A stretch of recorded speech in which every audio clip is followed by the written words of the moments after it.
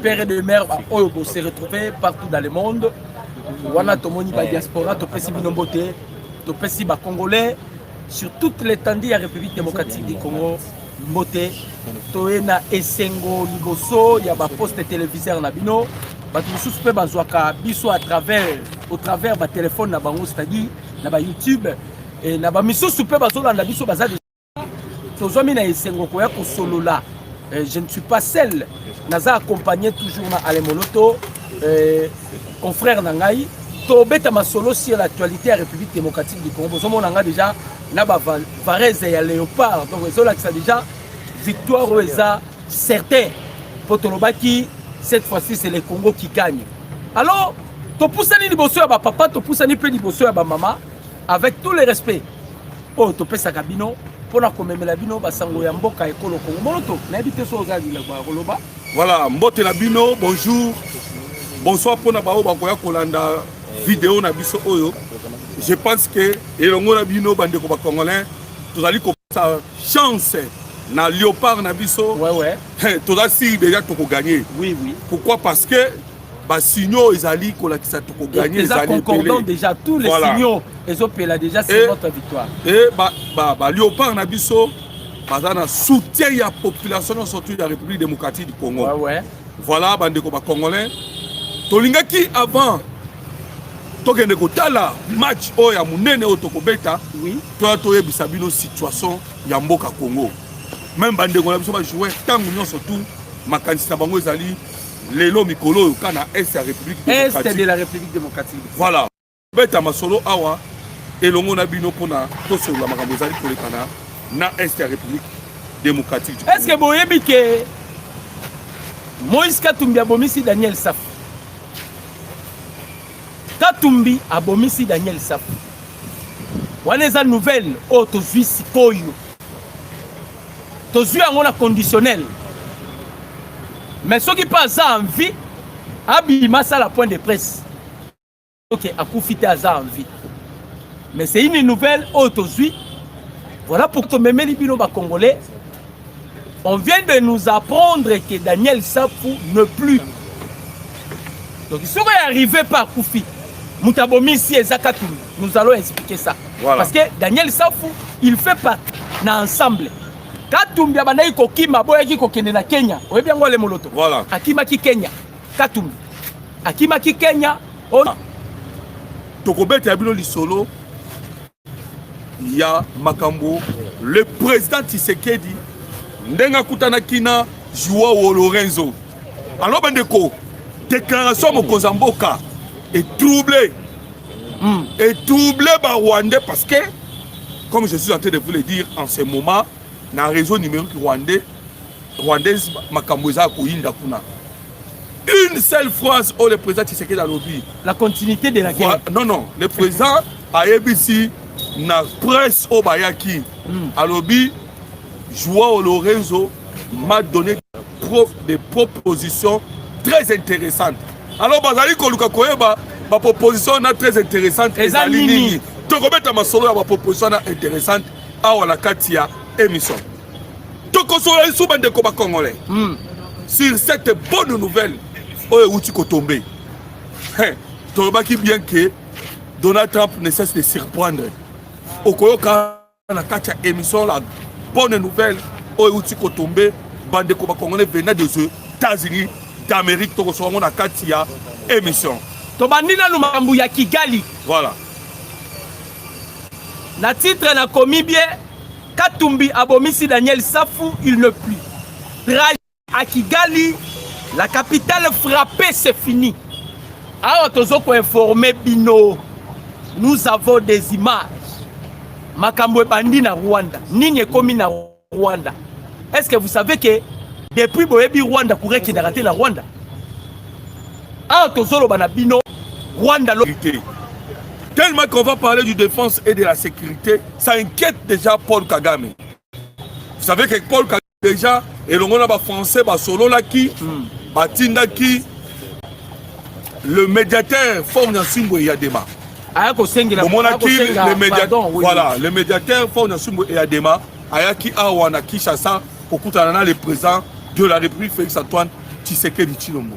Et subitement, tout le monde peut une réunion organisée dans le moment au niveau de Togo. Mais question le 17 et le 18. Question dans Moloto. Voilà. Qu'est-ce qui fait que réunion wana ya Zambie était trouble na Kigali? Voilà. Pourquoi Kagame a peur de cette réunion? Parce que du moins dans cette réunion la défense et sécurité. Voilà pourquoi Kagame. Bon, selon mes analyses à moi. Voilà. Ma analyse nangai. Lokola ba président africain oyo ba bengisa ki bango na Maison Blanche. Voilà. Ils étaient comme témoins. Selon mes analyses, on dirait ceux qui vont trouver solution en avant que Donald Trump a frappé, peut-être que bango peut ba victime. Ils veulent se débarrasser de Paul Kagame na Lombangu avant que le pire arrive. Voilà. Selon mes analyses à moi. Voilà. Mais dis-moi, tu as notre Congolais, l'objectif de la réunion. L'objectif de la réunion est de répondre à l'escalade du conflit dans l'os de la République démocratique du Congo. Dans un contexte de tensions régionales de plus en plus vives, surtout de la guerre du M23 dans le Kivu. Les travaux qui se tiendront à huis clos, à Lusaka, visent à coordonner une réponse militaire et sécuritaire face à l'offensive du M23 soutenue par le Rwanda. Donc, je pense que qui bien une réponse, une offensive. C'est-à-dire, on parle des armes. Voilà.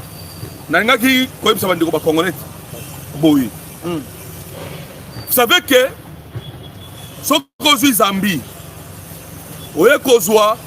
Tanzanie, Burundi, ces trois nations.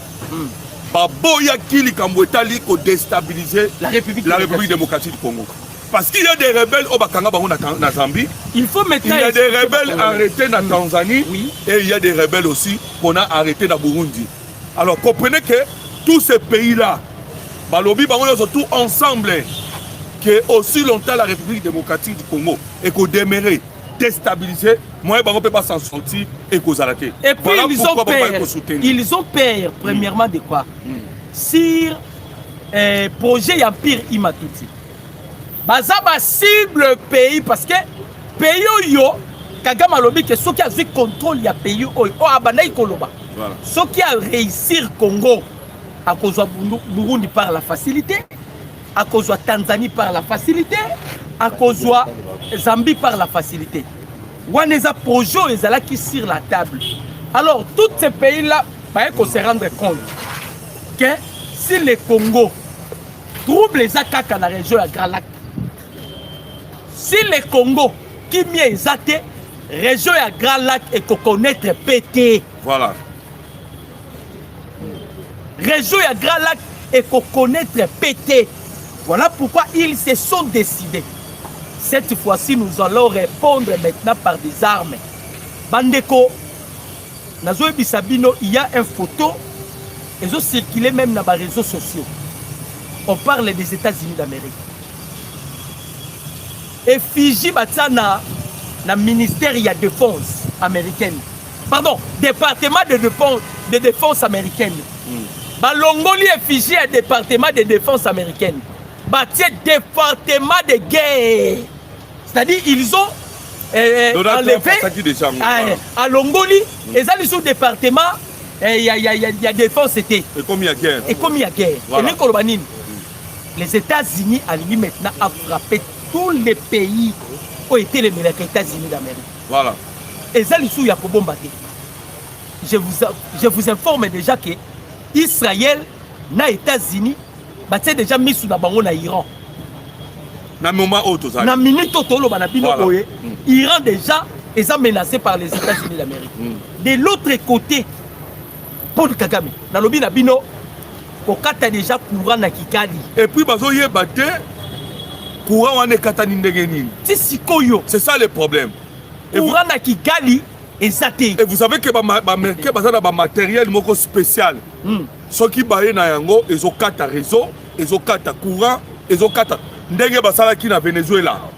Justement tant ba kota ki courir 4 ki partout. Alors, c'est ce qui se passe. Katani. Voilà.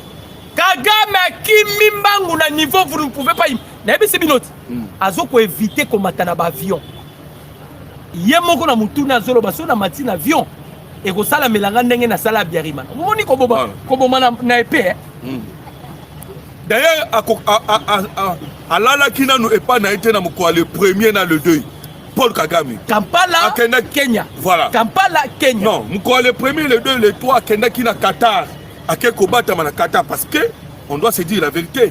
Jusque là Qatar n'aime pas protéger nous Paul Kagame. Donc à Kenya qui combat Makuna parce que c'est sûr que Qatar a bêté quel solo que Trump a bêté dans le moko. Il y a quelqu'un qui faut pas envoyer. Il y a un qui met la guerre au Venezuela. Mais il y a tout Ezali.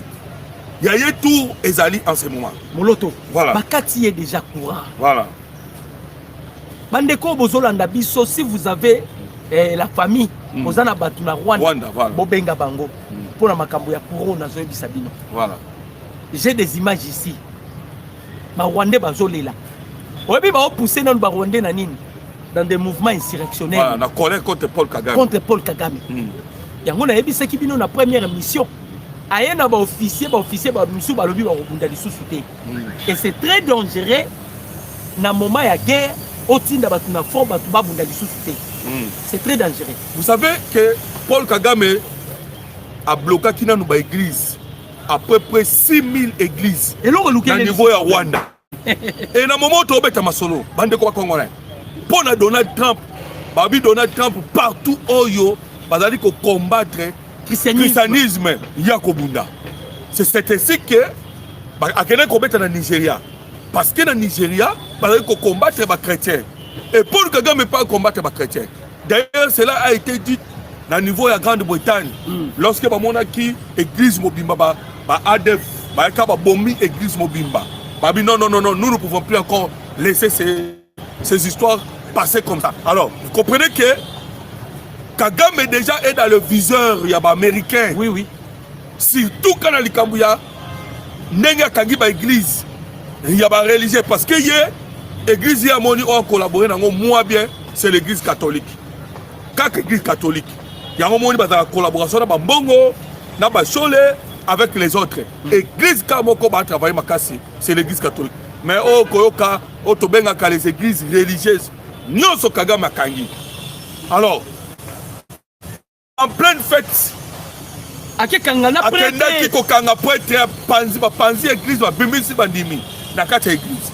donc vous comprenez que déjà qu'il est en conflit avec Donald Trump et Moko.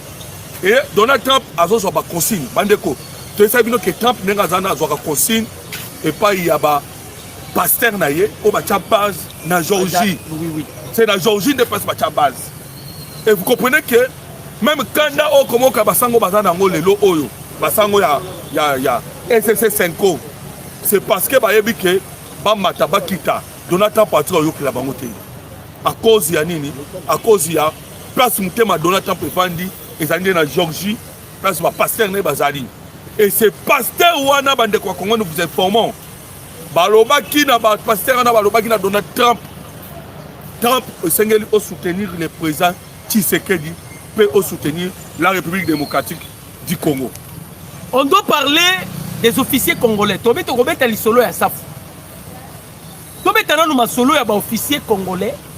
Oyo bazala qui convoqué par ya président Tshisekedi. Voilà. Na betela ki bino ma solo wana. Le chef de l'État était en colère avec les officiers.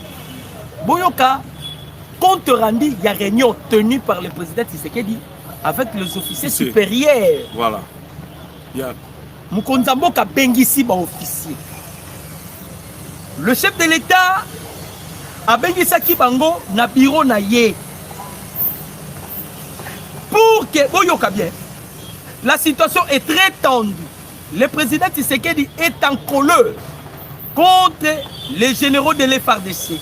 La semaine dernière, le président Tshisekedi a convoqué, ou bien avait convoqué dans son bureau, pour que ces généraux viennent expliquer au président Tshisekedi pourquoi Bunagana, Rutshuru, Goma, Bukavu et d'autres localités sont toujours sous contrôle des rebelles. Le président leur a demandé aussi que devons-nous faire pour répondre les villes et les localités qui sont sous contrôle des rebelles et qu'avez-vous déjà fait en tant que des généraux de cette armée? Ces généraux ont alors entamé de longtemps, dès longtemps, l'explication affrontant le président Tshisekedi. Après leur explication, les chefs de l'État les a tous chassés de son bureau. Et personne n'a resté au bureau, y compris ses conseillers. Otozoloba, Nabisa Kibino, Mukonzamboka Bengana Kibango. Bango tout. Voilà. Natangi na comme général te pour mo benganga yo. Natangi comme mutute. Voilà. Ah, Totangi, les officiers au Mukonzamboka Bengaki. Il a chassé et les conseillers et les officiers. Bango Nous tout. allons vous expliquer. Voilà. Pour Nanini. Bandeko, Mukonzamboka tie a jauger Bango. Pour votre information. Mukonzamboka a jauger Bango. Atuni Bango. Si les lots, bino ba officier. Bukavu, Goma, Bunagana et d'autres localités. Voilà. Na maboko munguna. Bozo sa musala ni po bozwango. Voilà. Mutu na mutarobi ko pesa explication na yi. Anya. Ba pesi ba explication ba pesi et ils pensaient que bazo luka ba flatter muko. À la fin de compte, les chefs de l'État les a tous chassés. Voilà. Bobima. Ba conseiller ba tala babima. Là on a solo ba conseiller, boyebi ba conseiller ba bengana ki. Ndeko docteur, il faut qu'on ait souba ndeko congolais que réunion moko moko za mboka atena ki kala. Abenga ki ba officier ka wana. Alobi pour que Goma est tombé. Qu'est-ce que je dois faire? Oh non, mon Kozamboka, tu as 1 milliard. Azumbongo a multiplié fois 3. Basengi 1 milliard. Mais il y a pesi bango siko 3 milliards. Vous comprenez que malgré mon pour ezalate que oh non mon konzi tozangaki boye pour que comme ko yate nini oh 1 milliard après c'est 3 milliards. Et puis on dit que batonande basala que le président Tshisekedi a yoki samasoni tant la moindre escarmouche. C'est parce que le président savait que avec tout ce que nous possédons, même Paul Kagame, oui que Paul Kagame c'est là. Paul Kagame lobby minduki obi soto kutina Goma ezaki minduki oyo eyaki kobundana ba M23 te eyaki renverser Rwanda. C'est-à-dire voilà. Batuana nyonso bomoni Mukonzamboka bengisaki na kati na bango ya cela déjà babisaki Kagame ke minduki ya solo ezawa papa yaka kozwa yango auti kosomba. Kagame n'avait pas des armes. Obi que sope toke plus loin même CH Kagame ozobeta M mais Kagame azwaki minduki na Goma. On doit dire des choses bande ko ba congolais. Azwaki minduki et minduki wana bango ne mutu basombisaki le président Tshisekedi. Alors au monde andeti yaf o azalelo na prison. D6 un officier supérieur il y a un D6 azata la diplôme inunité gradué. Voilà, réclamé par la fondation Kofi Annan, plutôt par la fondation Clinton. Ces gens-là. Et lorsque Boki fondation Clinton ba réclamé bango o bakangami, non ba o bakangami te. Tu as vu que tu as 4 sortes de militaires. Non, cela prouve que voilà. Cela prouve l'armée a été contrôlée par Kagame directement avec les clans Clinton. Voilà. Tu as vu ça rabino mais de fois bande comme congolais. Congo est comme un patrimoine de la famille Clinton de Paul Kagame. Vous imaginez Kagame zo senga baké aux États-Unis ba signé accord. Kagame zo senga contrôle ya est za la maboko na ye. Donc les prétendus FDLR na yewana, ce sont des minéraux congolais. Voilà. Oh non, toute menace et qu'on allait tout. Or que azotala nde ba minéraux congolais. Voilà. Mukonzamboka ebisi bango bobima. Ba soda wana ozoyoka. Nde na uti koloba. 4 sortes ya ba militaires. Tozala ba militaires ba hommes d'affaires. Donc ces gens-là ba carré minier. FARDC ou bien général azali mususu lieutenant mazala ba carré minier. Ndenge tomona ka wa Kanyama zali na ba esprit de vie na ye oza obulele mais général awa na mboka na biso oyo tona ba officier mususu ba soldat officier mususu koto ba homme d'affaires ba traître tozana ba infiltré toza pe na ba véritable militaire. Voilà pourquoi okomona ke le président a bengisi bango bibino nyonso oyo ndenge bokutuko yokande ko docteur tangeli bino bino nyonso musani bozali ko salela parce que j'ai mis de l'argent nazui d'ailleurs il y avait loi moko oyo ba publier qui pour makambo ta l'armée loi sur la programmation de l'armée. Voilà. Loi sur la programmation de l'armée. Comment on peut équiper le militaire, comment on peut le faire nourrir. Donc le président Tshisekedi a mis toute la volonté possible pour que l'armée la biso kene bosso. Mais bah très baleki et belé bah très trop. Alors vous allez constater que la ville est tombée sans même bitumba. Donc on peut appeler le solo awa bah congolais bah yeba déclaration ya Moïse Nozangi nation au-dessus de déclaration Moïse Nozangi parce que na minute ça fait débat ndenge Moïse Nozangi a lobby kambu ya communication bazo ville ya Uvira par la communication na niveau ya na ndenge bazo communiquer que Kalemi ekwei yo muya ya na déjà ba kelele ya Kalemi ekwei babandi yango na minute oyo lukuta. Donc il y a un problème de communication. Alors Moïse Nozangi a expliqué très bien. Il fallait que Moïse Nozangi alobaka que clairement que collègue nangai il y a communication azo kokate. Ça c'est ce qui est vrai. Incompétent à niveau sur vous. Je vous dis que ba réussir biso na kambotali la communication. Et c'est les alliés à faire moko bo sengeto étudier ngo bien pour mettre en déroute les stratégies ya Kagame. Oui. Bazui Uvira sans bitumba. Babundate. Déjà à partir Luvingi babanda déjà ko communiquer tozu Uvira. Lelo kaka bango wana. Babandi obeta déjà makambo Kalemi. Oh bazui Kalemi. Mais mouya soit stratégie ni. Ah papa tika. Stratégie ni mouya ya tena moment oyo. Akela la na RTNC. Voilà. Bandi ko ba congolais. Soki bomoni mukonzi ya mboka komiti na niveau ya kobenga na ba officier. Abengani bango na lobi na bino na oyo wana boyebi ba conseiller libanda babengani bango. Pourquoi le chef de l'État est qu'on se rendre compte malgré tout ce qu'il a fait dans l'armée bateau bazo changer. Voilà. Ba melana makila na Joseph Kabila ba sala ba rituel na Joseph Kabila oh bazo banga so ba trahir Joseph Kabila bando kufa moko. Voilà. Comme vous espérez dans Joseph Kabila, vous allez les rejoindre et si Kazali. Nde bobola ki lobi bukonzambo kasali AR Nangola. Voilà.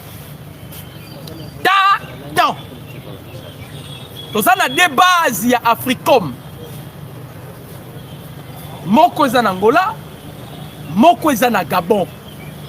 Le président Tshisekedi kokende na Angola.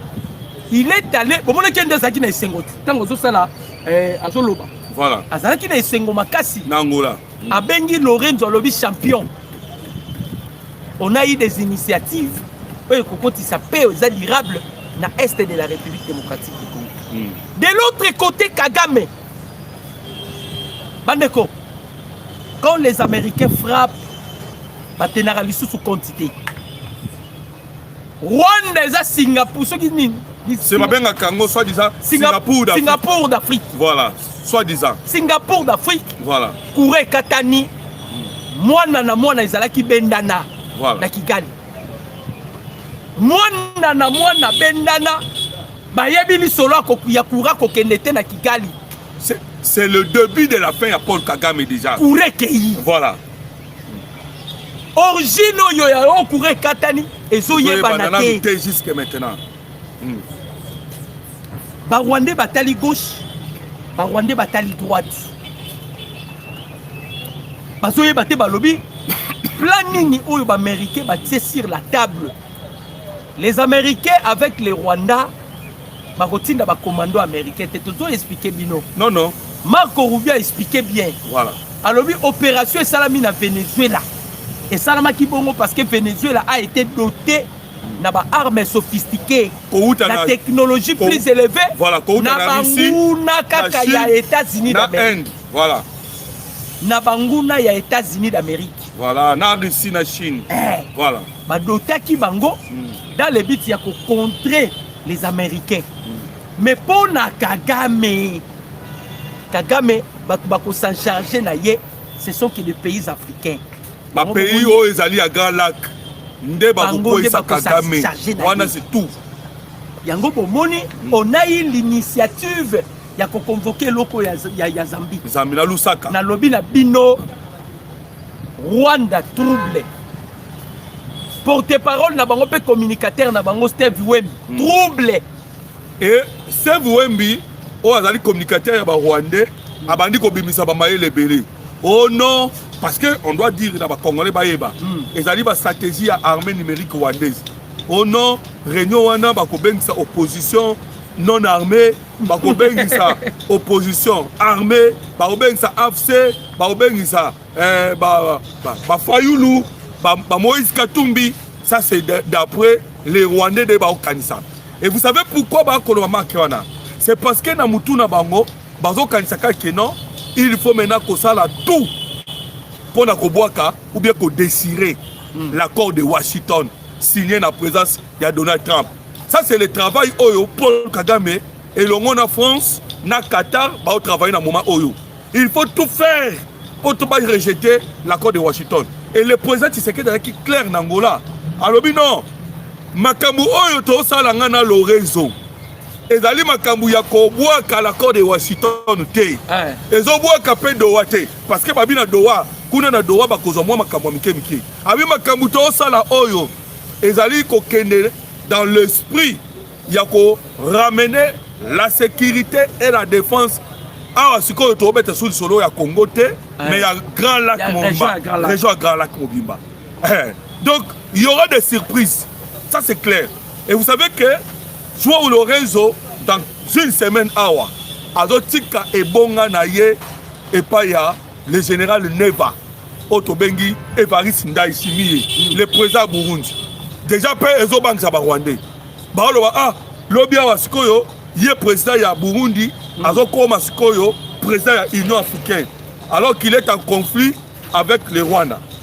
Alors bazo raisonner sous boye ba lobi mais Burundi ya kangi frontière et le monde RDC akangi frontière na Rwanda mais ya comme président ya Union africaine comment maintenant les choses vont marcher?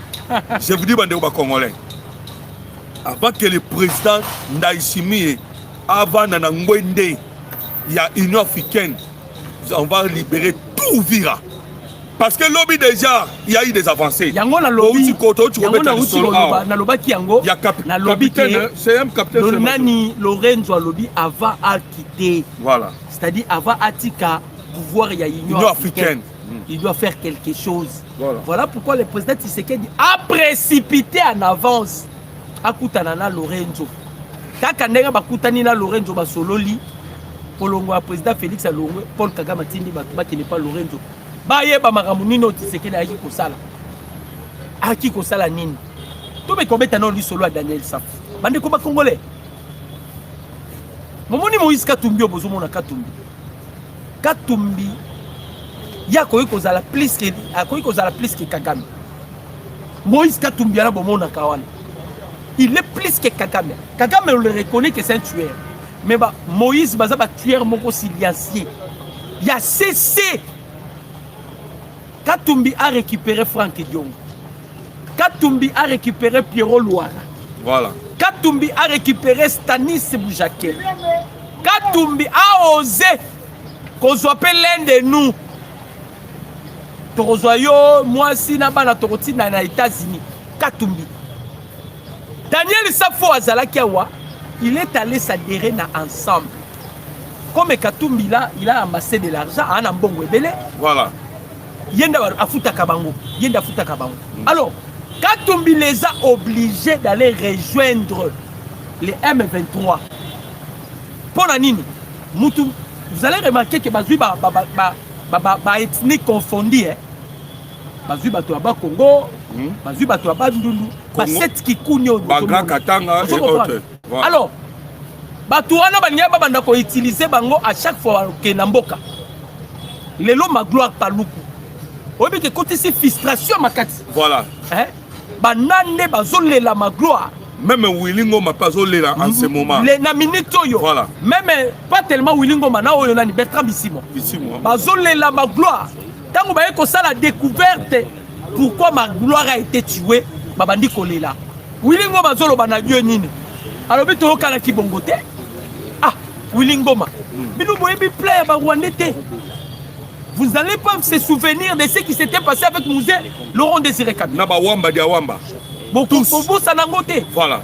Les Rwandais, tant que Lukaka va atteindre l'objectif na bango. Militaires rwandais aussi à lobby. On servira de main des Congolais avec la tête des Congolais pour récupérer leurs terres. C'est ce qu'ils ont dit. Bah on servir dans ma boko ba Congolais, na mutu ya ba Congolais pour récupérer ma belé na bango. Voilà. Ça fois kei kuna, ça fois kei.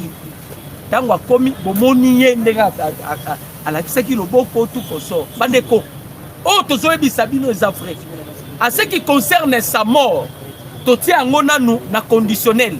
Voilà. Mais au moins Safou a été sérieusement tabassé. Qui est dans niveau, oh, vous ne pouvez pas imaginer. Kokondo bomona qui a konda qui wana, et ça passe il y a frappe, n'a regret. Il regrette pourquoi j'ai commis cette erreur. Yakoya awa. Ba beta qui est pourquoi il y a aluka poussa na pembeni ya nanga parce que Daniel Safou pensait que nanga zaki homme libre. Pour que Nenaye kuna ndé ko comprendre que nanga est prisonnier plus que d'autres prisonniers. Voilà. Donc, Nanga est prisonnier d'autres plus que d'autres prisonniers. Pourquoi? Il y a Lukia a poussé na pembeni ya Nanga. A Koutani tout autour il y a ceinture ya Nanga, il y a que les Rwandais. Erreur a commettre qui boyebi. Ayebi si bande ko wana no bo poussana na besoin sur la nande kunanga yi congolais. C'est le bango ba mona kia ngoza insulte. Ba betiye. Donc si mon est comme on a zo sala ba sala sembla. Parce qu'on avait parlé la façon dont on va frapper qui est. Les londe baeko benganga. Baebi singai. Daniel Safou ne plus. Yango bomoni na komeli bino soki Daniel Safou zate mutabomisie eza katuni. Si Daniel Safou n'est pas mort, balanda rabiso. Bomona dans quelques minutes awa. On répondre ça à point de presse. Voilà. A Twitter te pose à compte Twitter te. Toronzi m'appelle compte Twitter te. Oh Steve Wembe a Twitter Bukuta. Nous voulons que Daniel Safou Yemoko a ça la vidéo. Ndeko docteur Nakansa où tu peux expliquer bien très bien. Daniel Safou va recruter qui pas Moïse Katumbi. C'est toujours dans le but il y a congoliser. Oui. Bango esprit na bango za congoliser. Ba que Daniel Safou a moi makasi na communication. Et vous avez vu que tant qu'on qui na Goma à côté Managoma, dans le but, il y a qu'on rendre le Kwana vraiment. Parce que vous savez que les États-Unis d'Amérique, dans le Conseil de sécurité, les Américains, qui kotalisa, na mukili mobimba ke, c'est le Paul Kagame, nde azali auteur, yende muta simbi otokoloba, la rébellion wana, ezali nde Rwanda. Alors, ça fout babenda qui est, babino yaka au Congolisé. Et puis, avec ça la première sortie naïe.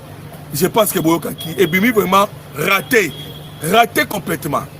Parce qu'aujourd'hui, bien que Tokoloba, la communication est faible.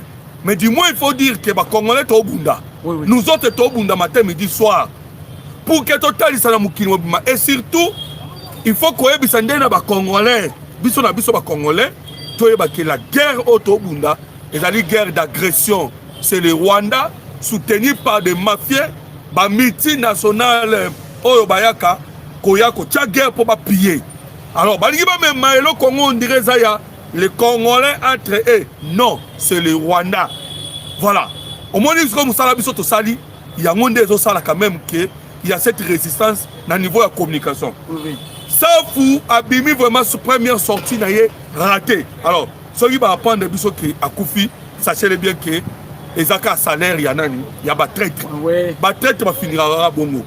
Et d'ailleurs, lui, ça fouillait est en train de justifier. On a eu une rébellion parce que ça fait 7 mois. Est-ce qu'on peut parler de nous? Vous savez combien des années ça cause un franc, même $1. Nous communiqué. Je pense que tu connais que la vidéo les autres circulent dans la toile. Dans les réseaux sociaux, Fumutoto Aloba qui n'est pas nommé, malgré qu'il est en train de défendre le pays. Il en est de même Nabison de Bokomona. On travaille pour le pays. Pourquoi? Parce qu'on se considère comme des voisins médiatiques. Otokobunda pona nini to s'opposer na Otobengini l'armée numérique rwandaise. Bandeko bauti ko révéler lisusu makambo etali Shadari. Voilà. Il y a des révélations et bien lisusu. Makambo etali Shadari. Vous allez remarquer que Pierrot Louara, ils veulent maintenant salir. Hein? Alors voilà. Salir image ya Shadari. Bon quand on a salir. Ils savent bien que c'est lui qui détient au moins donc coup ya Kinshasa. Ezaki na maboko ya Shadari. Yango wande koloba personne ne va nous intimider.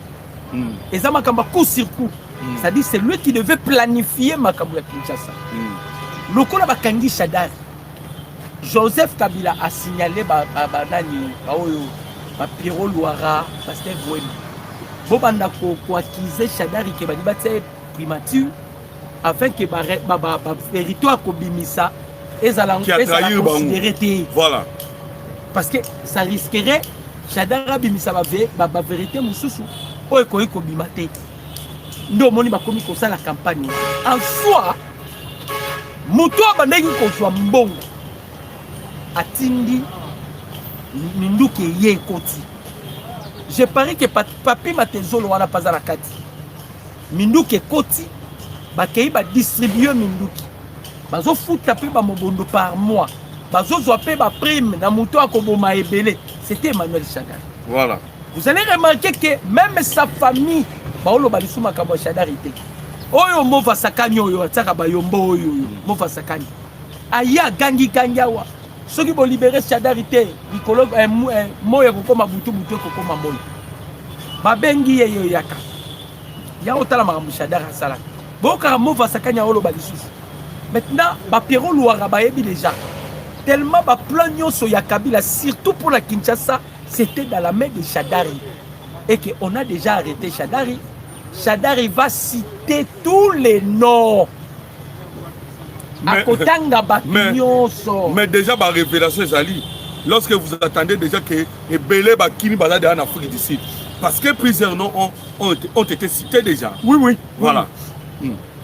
Donc, Bazo, Bazo Mimon a déjà que Maïnio Sototaki sur la table. Et comme les biso bololo. Échoué complètement. Et comme les biso bololo. Voilà. Bololo, il n'y a pas mbaté. Bandeko. Rwanda. Non, il Sabino. Ce sont des signaux forts. Rwanda bakatiye quoi. Si le temps bandeko ba congolais que na histoire ya Rwanda bakobosa naka atamukete la guerre d'Uvira. Je vous dis que le FARDC va piéger Rwanda na Uvira. Dit jamais vu. Dit jamais vu. Parce que il faut savoir que Kagame tenait sur cette Uvira pour la Nini, pour la lac Tanganyika. C'est à partir d'Uvira, Bunda qui bitumba Uvira pour la lac Tanganyika. Mais yoka, comme un capitaine Okoyi. Oebi, Nengebi Beloba non, Peta Berger, les brebis vont se disperser. Ils vont se disperser. Et c'est ce qui s'est passé avec le FARDC. Je vous dis que cimetière ya Kanombe plein à Minichwa Kosaranaki. Lorsque Touchaki, le capitaine de l'armée rwandaise, n'a comme Gatete Sikumahana, Gatete Clavin. Bétillé bandeko ba congolais directement ba soldat rwandais ba panzani na ko panzana na bango pe ba betami na dégâts ko sakanate awa tozo yebisa bino matanga ya dégâts ko sakanate. Alors okotuna ngame est-ce que tozu ville à Uvira ou bien tozu à noter? Je pense que on cesse de vous répondre que le dossier à Uvira est que la ville d'Uvira Bayi FARDC baboya ki kozwa yango mbango na lombango mingi. Pourquoi? Parce que il y a que ça là que ba congolais balinga ki ba kufa. Voilà pourquoi l'unité spéciale auto bengi ya ba Ibu na ya ba Panthère bayaki na pona ko désinstaller tout le système d'anti brouillage électronique pour empêcher drone Sukhoi atambola likolo ya Uvira te. C'est ainsi que Moussala Basalaki. Alors nous vous disons que Moussala n'est pas avec succès.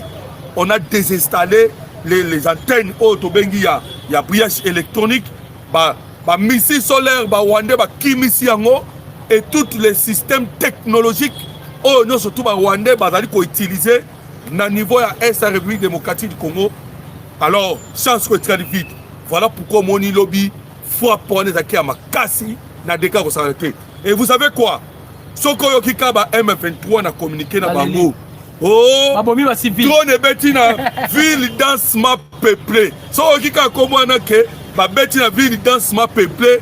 Ndeko congolais comprendre que ville densement peuplée ce sont des soldats rwandais qui viennent d'être touchés, frappés par le FARDC. Alors, on comprend ce que ndenge ndeko docteur Chikoye Sabino awa. Avant que le réseau Atika Ebonga, il y a Union africaine, on doit finir déjà dans le dossier à Ouvira Wana Mobimba. Dossier à Ouvira Mobimba, c'est aussi dans Nayango. Et Paul Kagame, déjà, tout ce qui déjà ça dépassé ma ligne. Pour que ma mère, que 75 km. Au lieu de respecter 75 km, il y a un qui a tenté. Moutabakasi. A tenté ce qu'on a na Fizi. Pour mon académie, a tenté. Mais je vous dis que il faut de ça troubler bango. Oui, il faut de ça troubler bango. Parce que dans le moment où il y a des Fizi, Tobet à Massisi, Tobet à Ouvira, il y a soit encore na Fizi, encore na académie, ils sont vraiment en difficulté à Tokoloba dans le moment où. Voilà les Congolais. Stevie Wemby, par rapport il y a des propos, il y a Mouyindo Zani. Voilà. Stevie Wemby lobby, tout ça ce sont des fausses informations. Mouyindo Nzangi a révélé comment Wemby a été recruté à Kigali. Voilà. Mouyindo Nzangi a sali par révélation. Wemby a été recruté à Kigali. Voilà. Donc Moulaye wana bomonaka ya pamba zoba na bureau stratégique ya communication rwandaise. Wemby azana kati. Voilà. Stanis Boujakera azana kati. Kachou Vape azana kati. Donc baza ebele bazana kati ya otobengi armée numérique rwandaise. Qu'est-ce qu'ils font? Rwanda bimisi fausse information. Apesi Wemby a relayé un mot compte Twitter. Apesi Boujakera a relayé un mot compte Twitter. Apesi Moussousou wana a relayé un mot compte Twitter. Donc Moussalo basalaka yango wana. Mais Moïndo les a parce que Moïndo Nzangi ils sont toujours en collaboration avec les M23. Et M23 et pardon. Avec le Wazalendo, je m'excuse. Voilà, le Wazalendo, Yabutembo. Moïndo Nzangi, il est toujours en collaboration avec le Wazalendo. Voilà. Alors, Wazalendo ne va sunga mukonzi ya mboka. Il y a qu'à dénoncer les officiers corrompus dans la FARDC. Wazalendo. Plusieurs officiers corrompus, ils ont été détectés par le Wazalendo. Pesa mukonzi ya mboka liste. Il y a des officiers wana. Il est maintenant en colère avec les officiers. Par rapport il y a des millions de millions d'obima, la corruption ne cesse d'être présente. C'est-à-dire, corruption comme une rôle omniprésent. Partout. Oya kena zumbongo andimi corruption. Oya kena zumbongo andimi corruption. Voilà. Maintenant, le chef de l'État a changé de méthode. Ils ont changé de méthode aussi par rapport à partenariat à Zalango avec les États-Unis. Et puis, il y a une relation à Zalango, un lien à Zalango, na Burundi, ainsi que na Tanzanie. Voilà pourquoi les chefs de l'État les a chassés. Et Mukondambo Kabengani Bango, ceux qui basent bateau, ils vont maintenant faire des nécessaires pour gagner les sous confiance à Mukondi. Voilà. Alors, vous avez constaté que Ndeko Docteur a utilisé sur les stratégies que Rwanda utilise dans la guerre médiatique. Lorsque le président Tshisekedi a simbi ba officier, a lobi na ba officier wana, tineni ni lelo yo bunaga na tozute, Goma te, Bukavu te. Alors, vous avez constaté que na niveau ya Pitumba, la guerre, tous ont échoué. Bon, c'est une guerre médiatique. N'est-ce pas guerre médiatique? Tant que le président est en colère contre les officiers militaires, il doit aussi être en colère. N'a pas officier, ya média. Ya média, mouyaya. Parce que la guerre ezali kobundama na banzela nyonso. Nous avons la guerre médiatique, nous avons la guerre diplomatique, auto eken bandeko. Quant à ce qui concerne la guerre diplomatique, yemoko le commandant suprême eken de bien. Ouais. Maman Thérèse Kaikwamba et les autres. Alors, na guerre auto bengi ya armée, ba traître batondi. Na guerre médiatique ba traître pe bazali. Est-ce que Mouya a déjà appris le temps? Il y a kotala ke les traîtres bazali wapi pona koluka kosukola bango. Parce qu'il y a des wazalendo. On va abonder la propre moyen na bango. Oui. Et puis ba réussir. Alors vous comprenez que la trahison, il faut mettre ça surtout de côté. Ouais. Il faut mettre yango de côté. Mais bande de Congolais, en ce moment, c'est fini pour Paul Kagame. C'est fini, Moloto, c'est fini. C'est fini pour Paul Kagame. Paul Kagame, en ce moment, est en perte de vitesse. Papa, tant que déjà Moussa qui m'a placé à Fandak. Voilà. Hein? Et puis, il y a un petit na minute, Moulili na Rwanda. Vous voyez que déjà la deuxième journée. Deuxième journée en Rwanda. Qu'est-ce que les États-Unis d'Amérique a sali? A sali nini na FOP nini vraiment malonga au Amérique beti bango parce que donc na deuxième journée tu sais que bino ke ba américain ba ko surprendre Paul Kagame. Alors à cause de FOP na bandira nyonso oyebi de que Kagame bengaka jumo bengaki ba population na ba population na ye Kagame ayebisi bango bo serrer ceinture. Tant on a okaka Kagame alobi na population bo serrer ceinture. Je me suis souvenu maman on a Mobutu ndenga lobaki comprenez mon émotion. Parmi Batouba qui Donald Trump doute, est-ce que vous savez que Kagame Azali ou Alobaki foolish avec un sanction foolish alobaka textuellement na Kabila. Voilà. Na mino ngondanga mimisa ndenge moko na Kabila.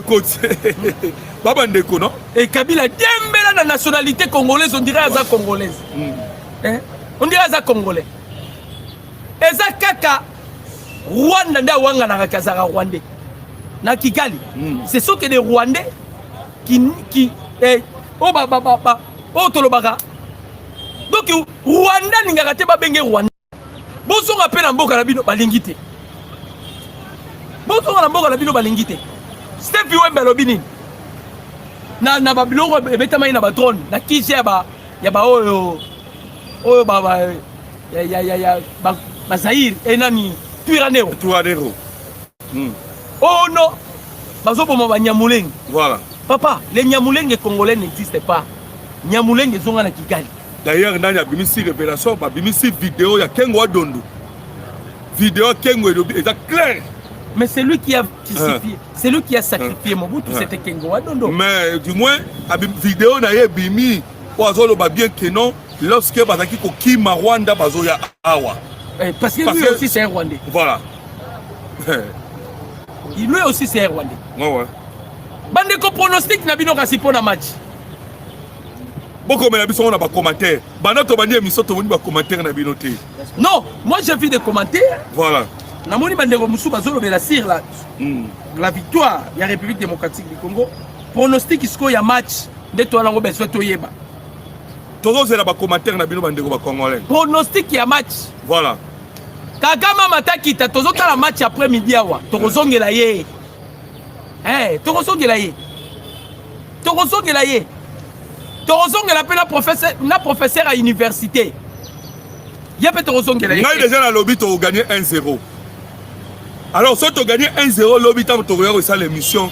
Bobo sanate ko tindela nga ba masanga. Na ba secret to mela. Parce que na lobby déjà to gagner 1-0. Alors, bobo ça peut abino pronostic. Ndeko moko tuna kibiso awa match et gobeta manini. Je pense que ça 17h hein. Heure de Kinshasa. 17h heure de Kinshasa. Voilà. Match gobeta à 17h. Alors tous les commentaires na bino pronostic. Babibi kapinga babi to kopola. Mais na kamoka bango ba inaka mboka tina point wana ndeni. Ndeko moko alobi de Carole alobi de 1. Voilà. Prince Mubemba habite ko gagner 3-0. Daniel Kolela habite ko gagner de 1. Voilà. Liliane Mishwabu Michouabou 2-0. José 2-0. En tout cas, il faut savoir que le football fait partie de la politique. Paul Samoukoko. Les alliés Moko et Kakamboka. Voilà. Oui. Il est très important en ce moment. Nous attendons le pronostic Nabino. Bon, c'est c'était qu'au titre de la mission pronostic. Ngai na lobi to gagner mais to gagner na bati robi. To gagner na bati robi. Voilà. Ngai na lobi mais to gagner na bati robi. C'est ça. To gagner bango 1-0 match ici. Na bati robi. To beta na bango ba penalty. To beta na bango ba penalty. C'était avec plaisir, plus 243, 89, 63, 95, 965, j'ai dit et